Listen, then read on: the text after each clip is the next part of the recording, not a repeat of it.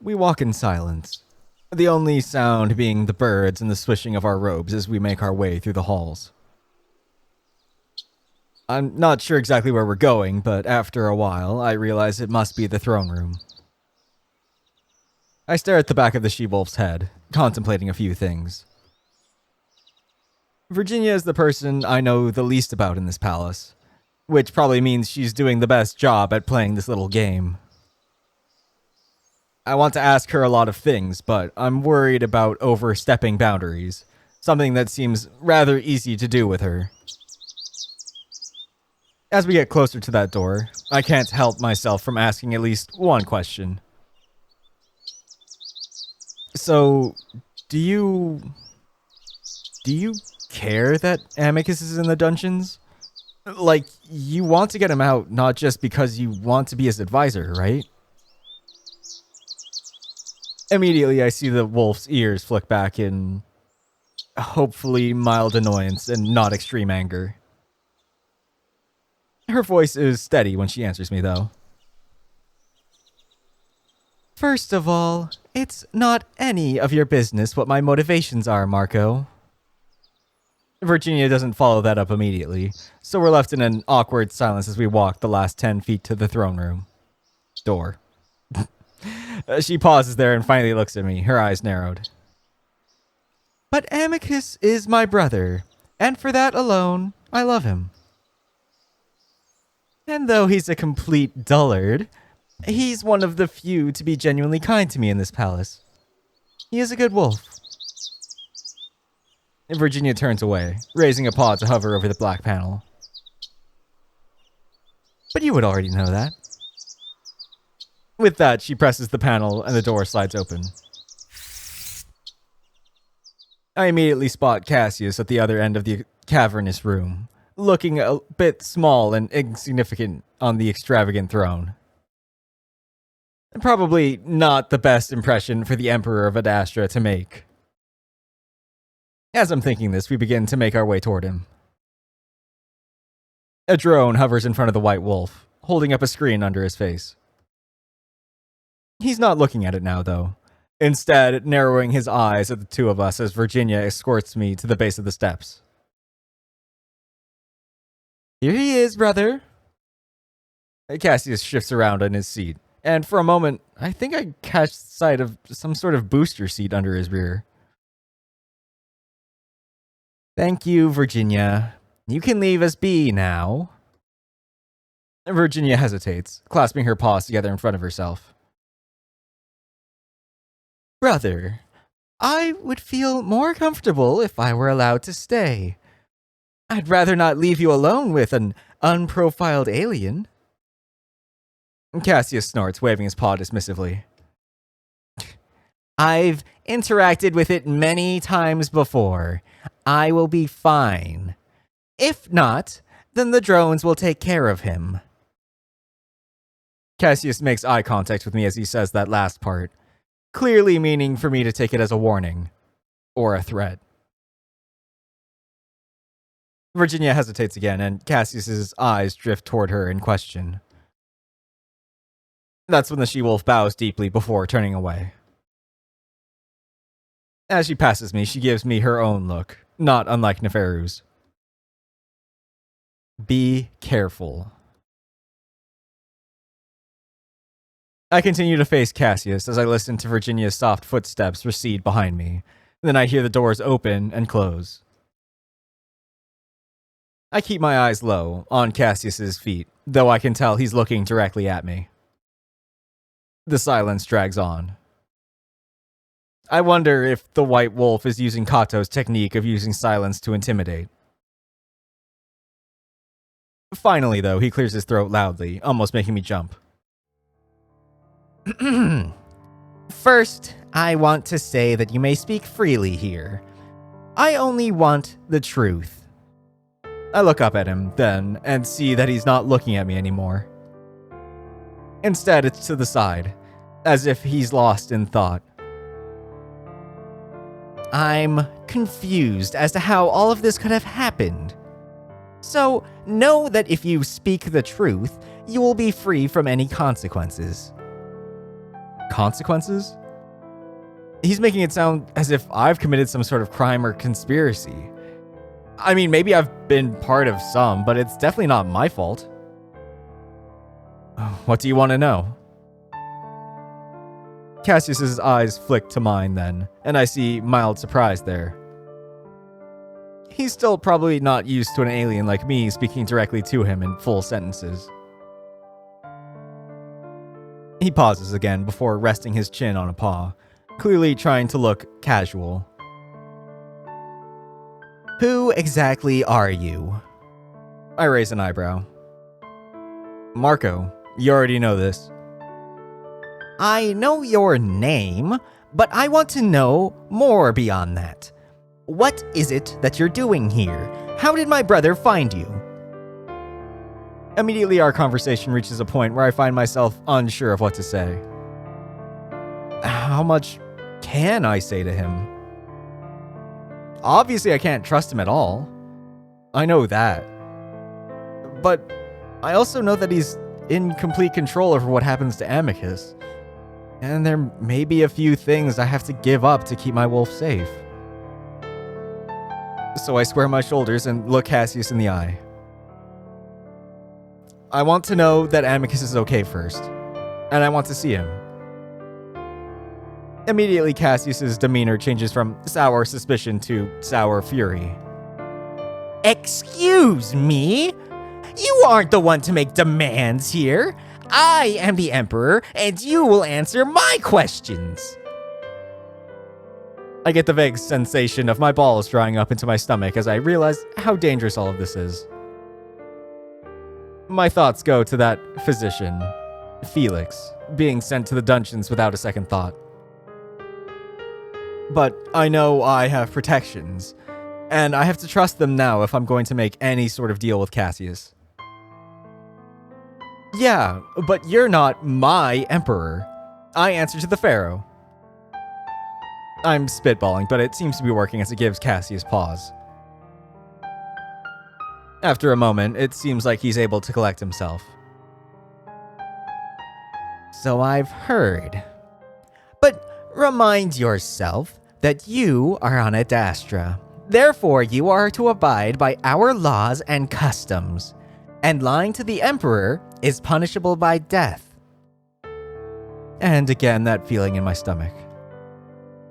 But I have to remind myself, rules don't matter here. It's all about playing their game. I know that Cassius would never have me executed or imprisoned while Neferu was here. That would be far too risky for the Empire as a whole. I can't be intimidated by empty threats, even if they threaten my life. If I want to help Amicus, I have to push the limits. At least within reason. I also remind myself that I'm not completely untouchable, as Neferu's balls can attest to. I just want to see my former master. If you can guarantee me that, then I'll tell you what happened. Another long pause as Cassius just glares at me. Then he lets out a loud little huff. Fine. It's almost funny how he's still acting like a child despite now being the Emperor of Adastra. So I take a deep breath. I consider lying, of course, but what Amicus did was an honest mistake. At least in my opinion. Lying will probably only make things worse when the truth should be so understandable. So I start at the beginning. How Amicus came upon the records of my people in the archives. How he rushed to my planet to find a willing pet. How everything suddenly went south when he found out, far too late, that we were not part of the Galaxius. And finally, how we tried to keep it all a secret to keep the Empire safe. I emphasized the keeping the Empire safe part, even if it wasn't originally at the top of my priorities. I'm telling the truth, even if I'm stretching it a bit. Cassius listens to all of this with various reactions. Contempt, surprise, anger, then contemplation. I'm struck by the contrast between him and Kato. While Kato keeps his emotions in check, aside from the occasional explosions of rage, Cassius wears it all on his sleeve. Not that different from Amicus in that way, even if his personality is. When Cassius still doesn't say anything, I sigh. It was an honest mistake. You've got to understand that. I already know that it was a mistake. Even Amicus would not make first contact on purpose. I had just wondered what sort of stupidity caused it. He had no reason to think we were uncontacted. We were recorded in the library or whatever. Cassius suddenly shifts on his throne. What are you? Species and planet name. His last sentence has the inflection of an expectant demand. Now I'm left to stand in silence. No fucking way am I telling this wolf brat where I'm from. Cassius must see this on my face immediately, because his fur once again puffs out in anger. Do you want to see Amicus or not? I need to know this to verify that what you are saying is truthful. Is that really why? I know what you wolves do to other aliens. Why would I give away my people like that? Cassius puffs himself up even bigger, and I wonder if he's going to start screaming at me. And then he suddenly just deflates. The problem here is first contact, yes? So why would I go out and find and do whatever you think it is I do to your people? I have no interest in furthering the problem. I simply want to know. But why do you care? Cassius snaps his eyes back up to mine. Believe it or not, Marco, I am trying to help Amicus. Do you not know the consequences of such a crime? He could be executed for this. Now my heart does a backflip. What?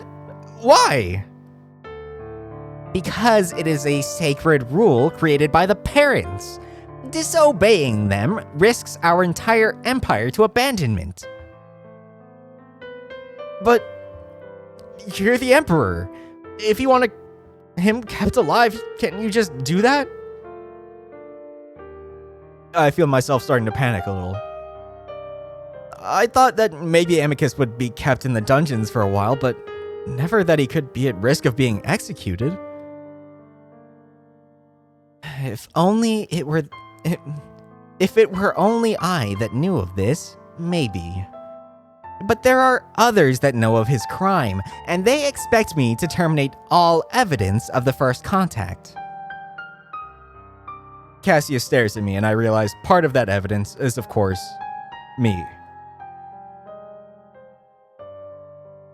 Are you talking about Kato?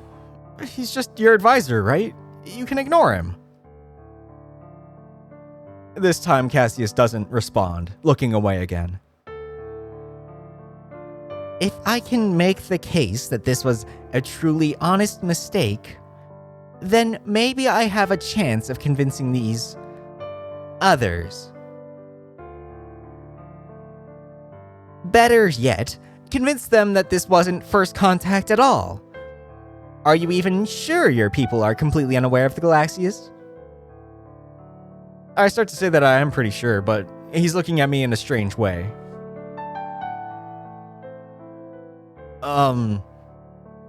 Our governments are pretty secretive. They might know something. So, it's possible that a crime wasn't committed at all. Simply a misunderstanding. And knowing where you came from can help us determine that. I'm a bit caught off guard by all of this. I guess I just expected Cassius to let Amicus rot in the dungeons while he enjoyed his emperorship. But I'm reminded of what Virginia had said earlier, that although they might stab each other in the back, they're still siblings. Didn't you once say that you don't care about the parents? Wouldn't it be part of your plan for them to abandon the Empire? Cassius sighs deeply. I have said many things, but I found that once you become Emperor, your perspective on things change. Like, how much you need the parents? Cassius glares at me, so I just go on. How would they find out anyway? Amicus said something about monitors? Obviously, we can just talk about it out in the open without anything happening. I look around as if expecting a monitor to poke its head out from behind one of the pillars. I don't know. But what I do know is that the fewer who know, the better. What even is a monitor? Cassius shrugs. Again, I don't know. None have appeared in living memory, but that does not mean we should not be cautious.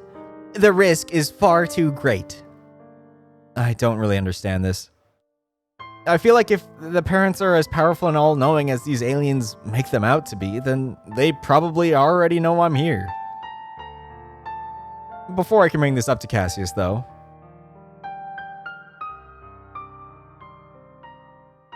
So, what are you, and where are you from? I think. He's right that it wouldn't make sense for the wolves to go after Earth. It is technically the last thing that the Empire would want, especially with Cassius as Emperor considering his isolationist views. But most importantly, it could help Amicus. I take a deep breath. And if I tell you, you'll let me see Amicus? Yes. I don't like only being able to go on his word, but for some reason I feel like he's being sincere. I'm a human, from the planet Earth. Human. Earth. Cassius mumbles the words, the lingua cutting off and allowing me to hear the wolf's accented voice unfiltered. He pulls the floating drone at his side toward himself, tapping at the screen a few times, probably making notes. It feels incredibly wrong at that moment, like I've betrayed all humans somehow. But again, I can't see why it would put Earth in danger. On top of that, I'm also counting on Amicus to becoming Emperor eventually, and I know he'd never do anything to my planet. I'm playing the game. Cassius stares at the screen a while, and I shift around on my feet. So, I can go see him now? He snaps his gaze up to mine. Yes, now is best. Kato should not be back for a few more hours, but I can only give you 20 minutes just to be safe.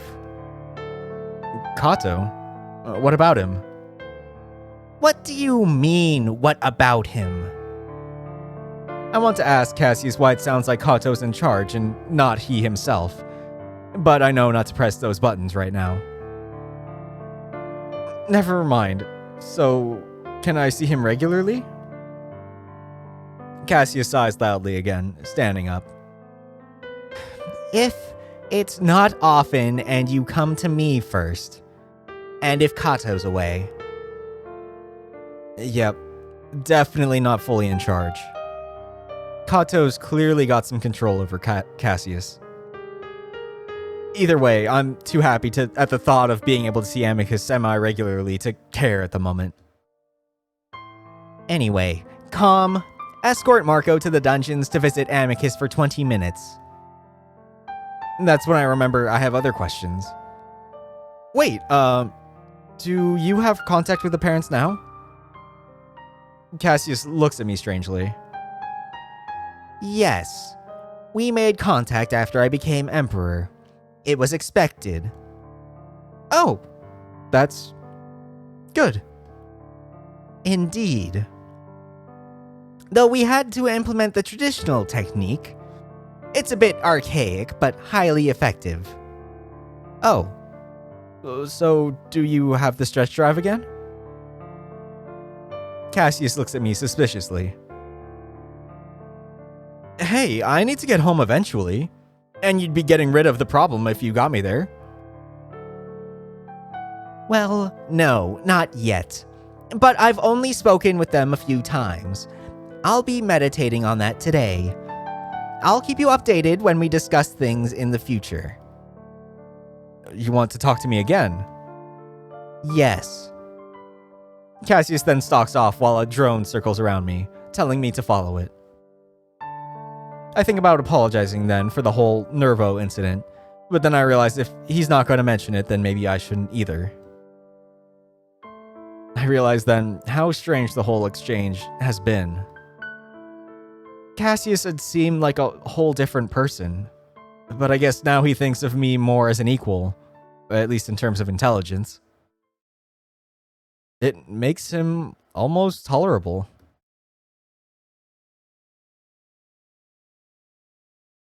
I'm led to a part of the palace that I've never been to before. We go through a small door into a small room that has a small pit in it. A ladder leads down into this pit, a pit that I can only imagine leads to the dungeons. The hole is dark, and as I pause, I can feel the drone hovering behind me. Please proceed down the ladder, Marco. I get a prickling sensation on the back of my neck, and I wonder for a moment if this is some sort of trap. I mean, of course it feels like a trap. I have a creepy AI nudging me toward a pit of darkness, all set up by Cassius. Despite the feeling, I force myself downward, shakily lowering myself to the ladder, several times feeling as if I'm going to slip and fall. I have no idea how deep this thing goes, but as I start to think it might be a significant drop, my foot hits solid ground. To my surprise, I get exactly what I had been expecting. It's what looks like, well, a straight-up dungeon. Dim yellow lighting is cast across the stone walls and floor, the air musty and stale, the halls quiet. The air is cold, and fleetingly, I'm glad that Amicus has at least that. And as I'm thinking this, I hear movement up ahead. Shuffling footsteps and shadows being cast on the walls of the hallway in front of me. I take a few steps forward, but Calm buzzes behind me. Remain close to the ladder, please. I stop and wait impatiently, wondering if what's up ahead is indeed Amicus. Again, I get that creeping feeling that I've been betrayed somehow, that what's up ahead is some sort of monster Cassius decided to feed me to. Instead, though, what turns the corner is Amicus. For a moment, my wolf stands at the other side of the hall, staring at me. Then, before I know it, he's running at me. I start to move forward, but Calm tells me to stay put once again, more firmly this time.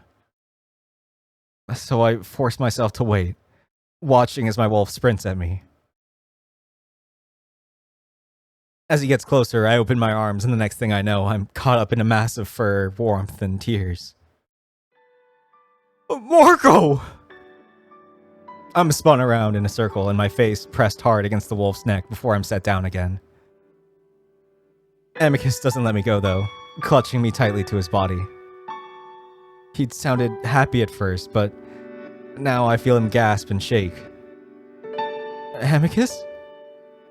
I pull back as much as he'll let me so that I can see his face. I see then that he's crying, not even trying to hide it as he looks down at me with reddened eyes. He looks okay, for the most part. His fur is a bit disheveled, and maybe he's a little thinner, but otherwise he looks healthy. The most noticeable change is actually his smell. A hint of musk without any scent of lavender. Amicus is looking at me just as closely, and one of his paws comes up to brush a thumb pad across my cheek. It's then that I realize I'm crying too. So I press my face against his chest again, and we stay like that for a while. After about 10 minutes, our breathing is under control and the wolf's grip on me loosens, though he doesn't let me go. Finally, Amicus is the first to speak. Marco, I am so sorry. What are you still doing here? You're a Chemian. You need to go to Neferu and tell him that you want to be taken home. Or at least to Chemia. His voice breaks. You need to get off of Adastra. It's not safe for you here. At the very least, have Virginia help smuggle you from the palace. You could... I reach up a hand and press it against his muzzle, both to stop him from telling me to do things I won't be doing, and also because I feel like Calm is recording this, even if Cassius doesn't mean to monitor us. Amicus pauses in surprise as I clamp his muzzle shut. Then I see his eyes well up again as he reaches up to cut my hand and press his face into it, closing his eyes. I'm fine. I'm here to... help you. I choose my words carefully. I'm going to help you, and I'm not leaving until I do. Marco, I'm not leaving. Please. This time I bring my other hand up to his mouth. I'm safe. Neferu is keeping me very safe. Nothing can be done to me. I'm a Chemian now. 10 minutes remaining, Marco. Already? Suddenly I'm pressed up against the wolf's chest again as Amicus hugs me tightly. Oh, I'm such a damn fool. I never think of others. I ruined your life, and for what? No. I press back again. I know that I can leave with Neferu's help, but I'm choosing not to. Amicus opens his mouth to say more, but I cut in before he can. I want to be here, and I'm going to... I'm about to say take down Kato, but I cut myself off. Help you. Even Cassius wants to. I'm going to get you out of here no matter what. More tears start to well up, so I just hug him and we stay like that for a while. I wish I'd thought of things to say. I'm sure there are things I could have brought up that might have helped me or Amicus. But my mind is blank as all I want to do is hold my wolf. Please, just don't involve yourself too much. Keep yourself safe. Being a Chemian doesn't guarantee all that if you meddle. I can hear Amicus trying to choose his own words carefully. Yeah, Kato's already shown me that. Amicus jerks back, looking at me. Did he do something to you? No, not me, Neferu. What happened? Neferu was being forward, and he got kicked in the nuts. What? Yeah. But he's the pharaoh's son. Yeah, so I know that I need to be especially careful. The look of shock on Amicus's face slowly changes to one of slight amusement.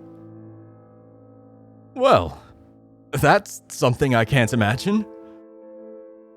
It was definitely something. I'm glad to see Amicus smiling at least a little. 1 minute. I feel a flash of annoyance at the AI before Amicus is hugging me tightly again.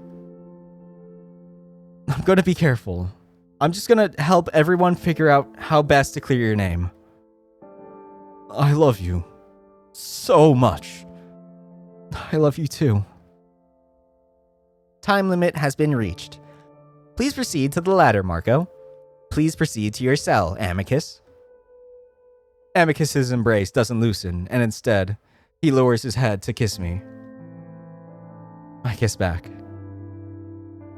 Please untangle your limbs and oral cavities and proceed to your respective directives. Amicus huffs in annoyance before drawing back. And I'll be back. I just need to ask Cassius for the right times. All right. There's much more I want to say to you, so please, return soon, if you possibly can. Of course, as soon as I can. Amicus gives me a small smile, and though I see tears in his eyes, they don't overflow this time.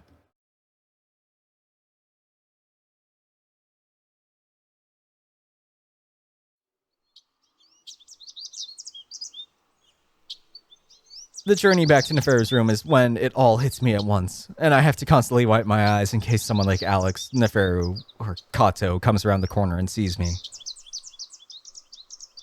I already desperately miss Amicus, and now that I've just left him, I'm reminded of how alone I feel now that he's not always by my side.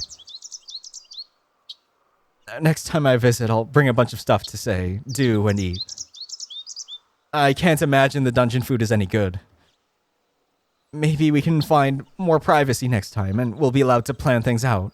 Maybe pass information on to him somehow. The thought of this makes me feel a little bit better, and my eyes are mostly dry as I near the Jackal's room.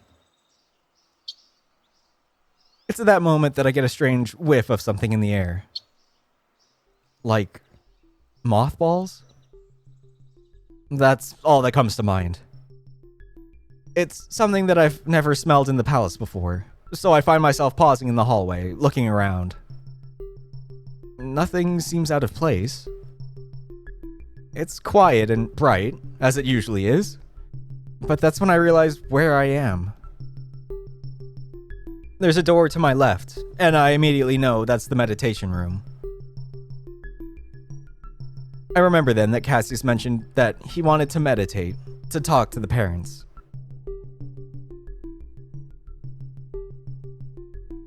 Is he in there doing that right now?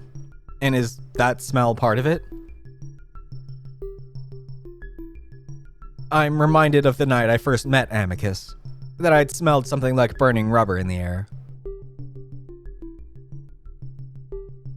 This isn't that, but I have to wonder if maybe the parents emit this odd smell when they arrive? I stand there for a while, listening. I don't hear anything, but that smell continues, and I know now that it's definitely coming from that room. My eyes are squarely locked on the black panel. I want to open it, but I know I can't. If Cassius really is in the middle of talking to the parents, I could ruin everything. So I start to turn away, deciding that I'll ask Neferu what might be going on in there. But as I do, the door opens and a cloud of billowing white smoke comes out. I gasp and jump back, seeing a figure standing in the doorway.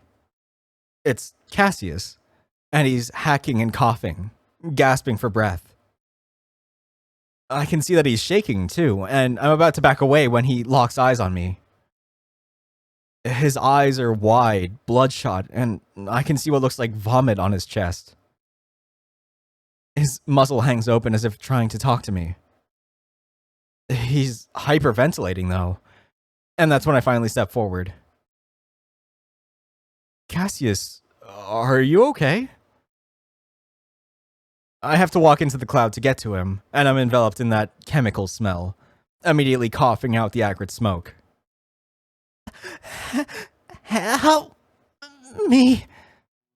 Cassius reaches out to me and I catch his paw. Immediately he slumps against me and I stumble under a significant weight.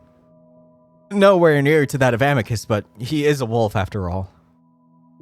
What happened? I try to peer into the room, but it's so smoky. I see what looks like a little fire in the middle, though, a pot burning something inside. Did Cassius hotbox himself with something? Parents! Demons! I don't know what to do. At first, I start to try and pull Cassius along toward Nefera's room, but I immediately switch course, deciding that I definitely won't make it. Amicus's room is closer. I just hope I can still get in there. I can't. Cassius whines and then suddenly lets out a retch. I try to ignore it, just kind of hoping that someone else will come around the corner to help me, even if it's Kato. As I'm thinking this, I realize that the hall seems to stretch further and further ahead of me. The light takes on an odd quality, strangely sharp and bright. And just like that, I instantly fall into what feels like a dream. God damn it. What were you smoking? Parents! Cassius squeaks. I'm angry, not just because this dumb wolf got me high on who knows what, but because I'm realizing that this is what Cassius was referring to when he said the traditional technique of contacting the parents had worked. All he was doing was getting high on some DMT shit. Is this how it's always been? Are the wolves, all the aliens, just getting their crazy parent ideas from some drug? The hall continues to extend ahead of me, and suddenly I feel like I'm looping in time. Like time doesn't matter at all anymore. I can see why Cassius is panicking. I'm starting to myself. After what seems like an eternity, I manage to find Amicus's door. Shakily, I reach out and press the panel, the door sliding open. I practically throw Cassius onto the bed. He seems to have stopped blubbering at this point. I collapse onto the sofa, my anger at the wolves and so-called parents dissipating from my mind as the high increases. I raise my hands in front of my face and immediately regret it as they start to stretch and bend. Quickly, I jerk them back to my chest, hugging myself, trying to keep my breathing under control. It feels like I'm sinking into a crater, like the ceiling is raising above me, and that time won't start moving again. I gasp and clutch at the cushions, shutting my eyes, trying to calm myself down. You seem to be worried about something. Want a stress tablet to help you out? That voice sounds kind of like calm, but kind of not. They help you chill. What? My confusion over Calm's voice melts away as mercifully darkness takes me.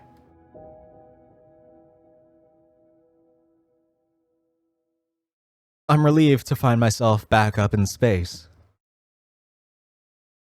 I float, content, calm, happy, even though I sense someone watching me just behind me.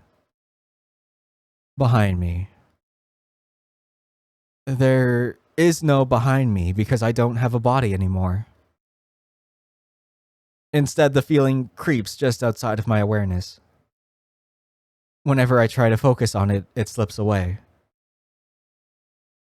So instead, I just let it go, floating in space, feeling almost nothing. And feeling nothing right now, after everything, feels good. But after a moment, I start to get vague, far-off feelings. Not my own feelings, but the feelings of others, and I pick them up like distant whispers. We've interfered far too much already. Nothing goes to plan with the wolves. It must be done. I'm only half listening, coasting on the waves of soothing, empty space. If this is how drugs make you feel, I'm pretty into it. The more we interfere, the harder it will be to predict anything. There is no other choice.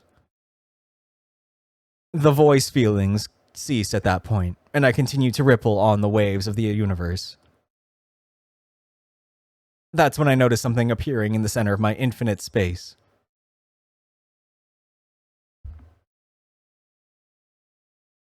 I've seen this thing before, I think. Dreams that had fled my mind the moment I'd woken up suddenly come flooding back. I focus on this being, this creature that's been following me since I was abducted. He looms there, staring at me even though I am everywhere at once. The silence goes on for a while. Or maybe not. I still don't have any sense of time. That is, until the creature speaks. Marco. The voice is deep and masculine, rumbling through my being. I wait a moment, then try to acknowledge him, made difficult by the fact that I don't have a mouth to speak with. If you wish to communicate, then do so. I can hear you. What? I try to think the word at him, but it's slow and clumsy in my mind, and I just wish that I could talk. There's a rumble of amusement through the air. If you desire a body, simply will it to be. The loss of self is a disturbing feeling for you creatures, I know. What he's saying doesn't make all that much sense, but I try anyway. And just like that, I feel my being start to pull together. I start to materialize right in front of the creature, and I see my hands in front of myself again. When I look down, I see my body, naked. As soon as I see that, I feel a shock of embarrassment, and my robes suddenly appear on my body. I still don't feel right, like I'm still not in this body that I see. Still, it does feel better, and I'm able to open my mouth. What is this? My mouth feels strange and rubbery, and at the same time it feels like cotton is coating the inside. This is... For the first time, the creature seems unsure of what he should say. Well, it's a bit complicated to explain, but it's simply a space where you and I might be able to communicate peacefully. That's not really an answer. No. But if I were to explain it in depth, it would waste the small amount of time we have together and confuse you even further. I try to stay focused, wanting to know as much about this guy as I can before the drug wears off. You're a parent? That rumbling laughter tickles at the edge of my existence again. No, definitely not. I am a monitor. Monitor. I see fear trickles down my imagined spine as I realize what this all might mean. The monitor quickly holds up a paw. No, don't worry. You're not in trouble. I watch him cautiously, as if he's only lulling me into a false sense of security before annihilating me on the spot. Again, that feeling of amusement. Now, that would be impossible to do here. I try to keep my thoughts focused. What about Amicus? Is he in trouble? No. He only did what we had planned for him to do. Planned? There's a pause, as if the monitor is gathering his thoughts. No. I'm simply receiving instructions. From? The parents. I stare at him. They're talking to you? Yes. About what you and I can. About you and what I can and cannot tell you. Why don't they just talk to me then? Because they cannot. Direct communication is impossible. Then how?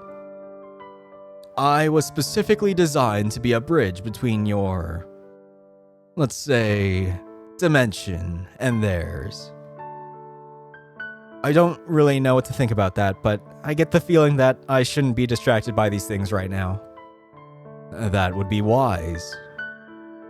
So, what do you mean, planned? The parents set Amicus up somehow? Your abduction and introduction to the Wolven Empire was meant to happen. Why? Another slight pause. The wolves could single-handedly undo the Galaxius. But you can change that. I frown, feeling some anxiety slip through the drug-induced calm. What? How? The wolves are a stubborn sibling. Possibly a mistake made at the very beginning. But the parents can still see the correct path and destination. See? Can they see the future or something? In a way, yes. Their minds exist in many times at once. I'm starting to become lost, and suddenly I begin to feel like a primitive life form, incapable of understanding this ancient alien monolith before me. Do not feel that way. You yourself may not understand, but your species as a whole is more than capable. My mind automatically thinks back to how we were abandoned by the wolves, and maybe even the jackals too. You were abandoned by all the siblings. For a single moment, multiple images of several different creatures crossed my mind. A bear, a wolf, a jackal, a lion, a ram. They're all recognizable, and what they wear is recognizable too, reminding me of several different cultures on Earth.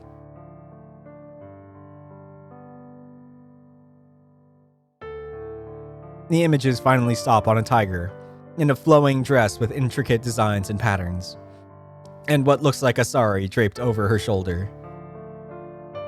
As the image fades from my mind, somehow I know immediately that it's Mira. Yes, we reined in the wolves once before with the help of the Hindos, but it lasted for a far shorter period of time than we'd foreseen. That's why we've turned to you, to play her ancient role. But we're not part of the Galaxius. Everyone failed at uplifting us, so isn't something wrong with us? Another pause. In a way, yes. But after the attempts, all of the parents realized that humans would factor into the Galaxius later. Now. All? Aren't the parents competing with each other? This time I only get silence in response. I wonder if he's just being told that he can't tell me that.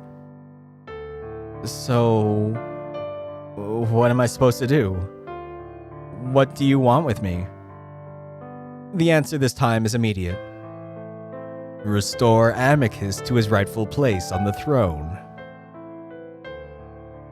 I wait, but there isn't any other explanation. And how do I do that? Silence. Why me? More silence. I blow out air in frustration. Or try to, since nothing comes out. Why can't you all just tell me what to do? You brought me here, didn't you? Just tell me. Nothing. I'm about to just give up, wait out the trip, then the monitor begins speaking again. Interference often leads to destabilization of the events that should follow. The Galaxius must develop and learn in its own way. Except for now, right? This is interfering, isn't it? Except for in various instances where the children and siblings stray too far off course. This time, I'm the one left unsure of what to say. I'd always seen the parents as all-knowing beings with only good intentions for their children. But now, how do I know they can even be trusted? What I do know is that the monitor is apparently able to hear all my thoughts, so he definitely heard that. Still, he doesn't say anything, just regarding me silently. So, I guess you can't tell me what the purpose of all of this is then? The Galaxius as a whole? That knowledge has not been earned by the Sapients yet. My mistrust grows. Well, can you give me something? Anything that might help me with getting Amicus out of the dungeon? If I'm straying off the course, then tell me how to get back on it. The monitor pauses for a moment, as if getting more information from the parents. Watch the cat. The cat. Alexios? I wait, but again I get silence. I shake my head. If the parents really are all-knowing and all-powerful, then why can't they just tell me we are neither of those things? Hence why we must be so careful. I just stand there, unsure of what else to do. I look around. Is Cassius alright? The false emperor. Yes. He's somewhere around here. The monitor looks about dismissively. Did he hear us? No. He's too busy panicking. A side effect of being a coward imposter. I frown, feeling that's a bit harsh, even on someone like Cassius. Can you help him? Maybe bring him here? I get a feeling from the monitor that I can only describe as an annoyed sigh. I suppose. A few moments pass before I start to see something appear next to me.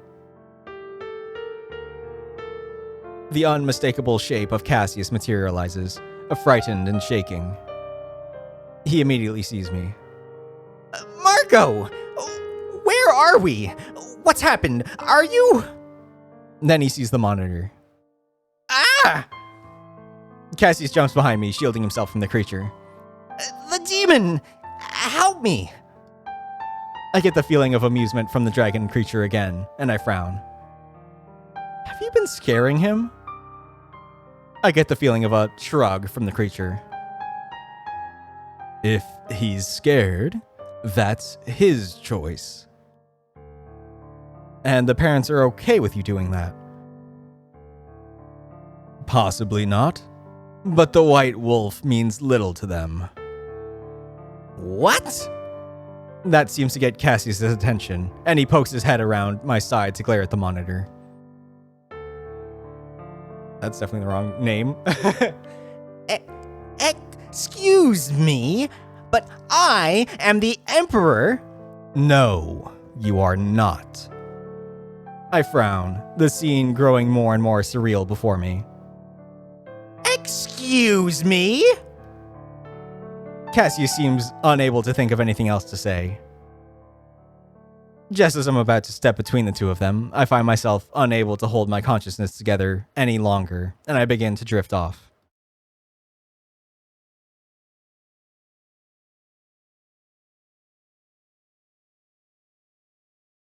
Slowly, I come to on the sofa, my eyes cracking open as I wince at the throbbing headache I have. There's a cold sensation around my mouth, and I reach up to feel that I've been drooling all over myself. I roll over, feeling a wave of dizziness as I do. I pause there, waiting for the wooziness to pass. When it finally does, I'm able to focus better on my surroundings. I stare a full 10 seconds before I remember where I am and what I'm doing there. I look over at the bed and see Cassius lying spread eagle on the covers, his eyes fluttering. I watch him for a while, realizing that he's still unconscious. He did take in a lot more of the drug than I had, so I guess that makes sense. Very slowly, I slide my legs off of the sofa and sit there as a second dizzy spell overtakes me. I wait a solid minute for this one to pass, so that when I stand up, I don't end up just falling over. When I'm able to do that, I stumble to the bathroom, feeling more and more clear-headed by the second. When I get to the sink, I rest there, staring at myself in the mirror. My eyes are red and my hair is messed up in every direction. I wet one of the towels and wash my face, and by the time I'm finished, I feel mostly better. As I rest there against the sink, I think back to what just happened. Not just the drug trip I'd been sent on, but what I'd been told. All the dreams I'd had since being on this moon. I remember everything. I don't know if it's real or not, if I'd really just spoken to the parents. It had seemed too intricate to not be real. My mind wouldn't be able to make up something like that, would it? Then again, I don't know what Cassius was smoking. As if on cue, I hear the wolf snort in the bedroom, and I make my way out of the bathroom, finding Cassius on his side now, facing away from me. Cassius? Slowly I walk around the bed and see that the wolf's eyes, just as red as mine, are open, staring off into space. I try again. Cassius? You okay? The wolf mumbles something, not even looking at me. I walk up to the side of the bed, reaching out tentatively before gently touching him on the arm. That seems to jolt him from his daze, and he jerks away, gasping in surprise and fear as he pulls back and looks up at me. I hold my hands up to show him that I mean no harm, and he stares at me for what feels like over a minute. Finally, he mumbles out my name. Marco. I nod slowly, not wanting to make any sudden movement. Yes, I'm Marco. You're in the palace, in Amicus's old room. I know where I am, idiot. It seems like he's returning to his old self. Well, that's good. You had a pretty bad reaction to whatever that was. Cassius is pushing himself up to a sitting position, doing it slowly just like I had. He lets his head hang for a while, probably going through the same dizzy spells I just experienced. I wait patiently, deciding to move back over to the sofa while I do. His ears perk up as I sit down, and he looks back up at me. What are you doing? I frown. What do you mean? I mean, why are you still here? You may leave. I guess I could. I just want to make sure you're okay first.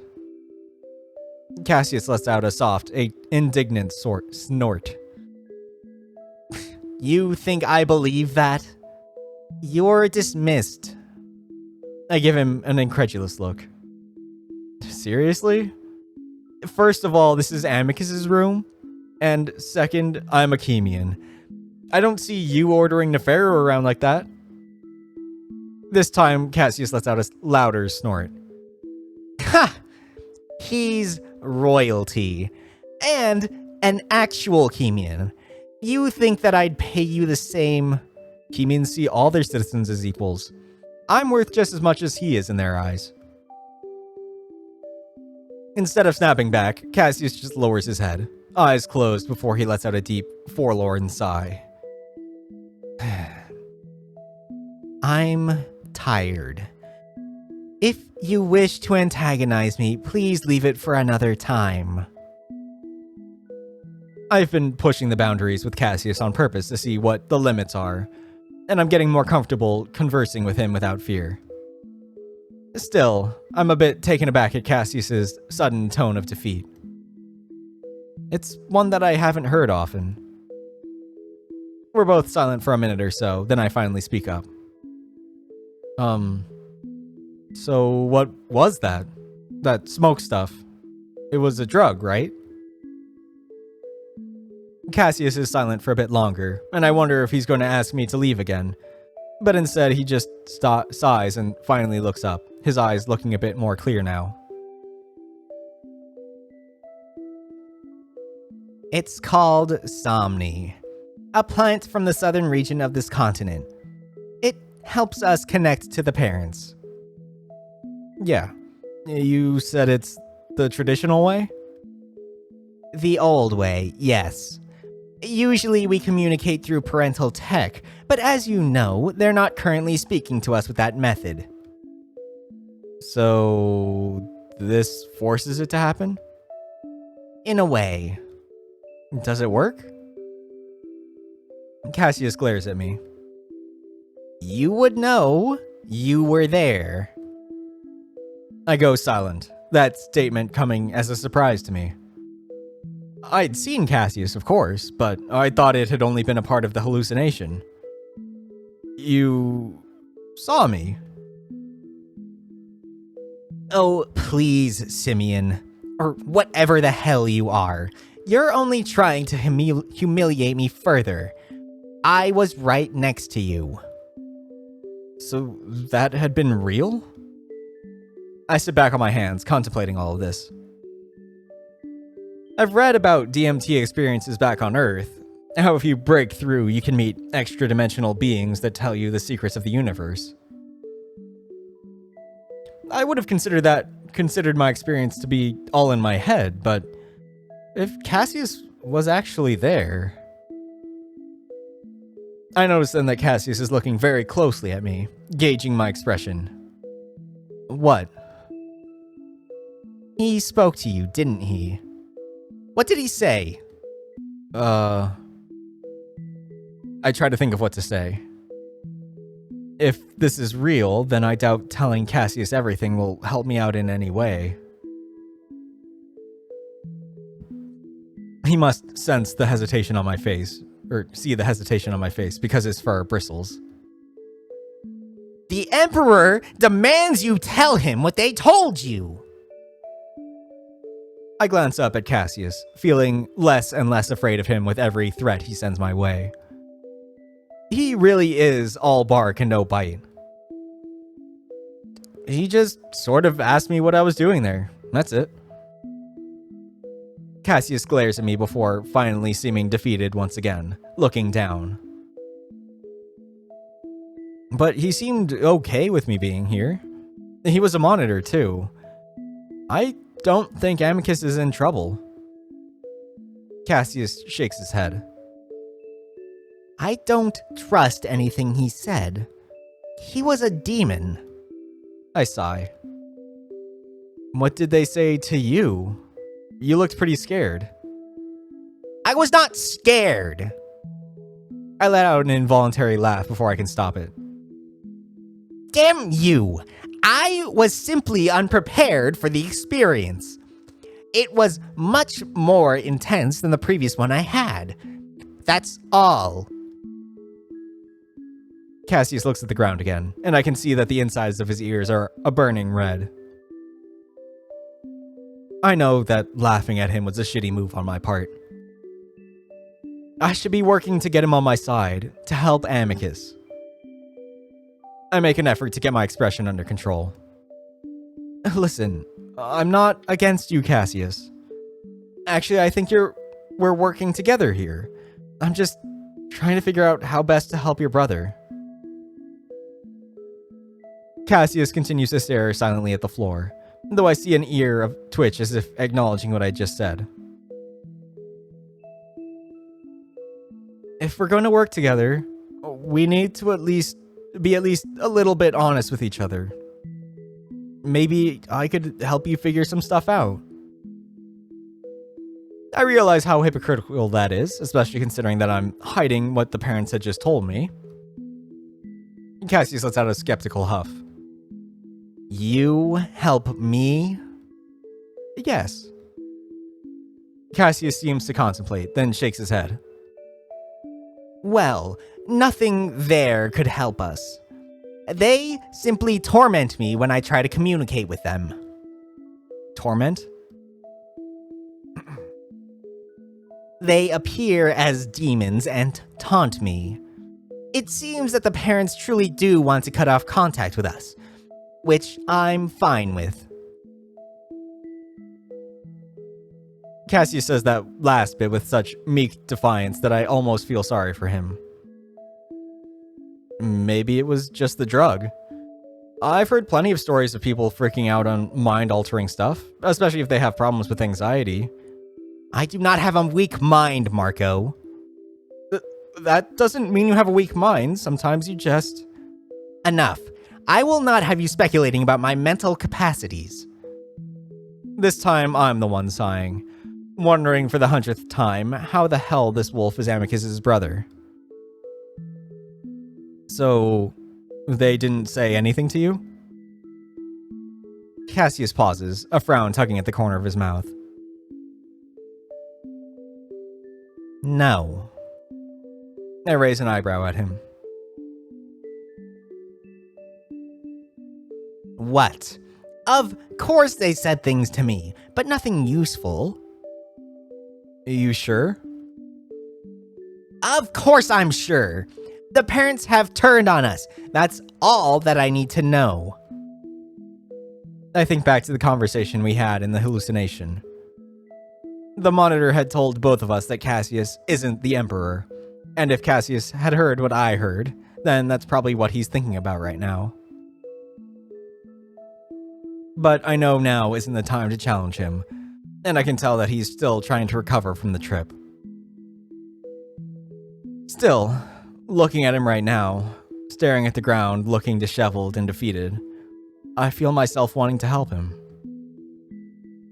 Out of everyone on this moon, he seems to be the most stressed out, and I feel bad for him despite everything that's happened. But I know he doesn't want my pity right now. So I eventually leave Cassius alone on the bed and wander back out into the halls, feeling as if weeks had passed since I'd last been out here. And we're back to this screen, which means once again that's the end of an episode. It's always on this screen with the birds. Every time. So as always, thanks for watching. I hope you liked it, and I hope to see you next time. Bye!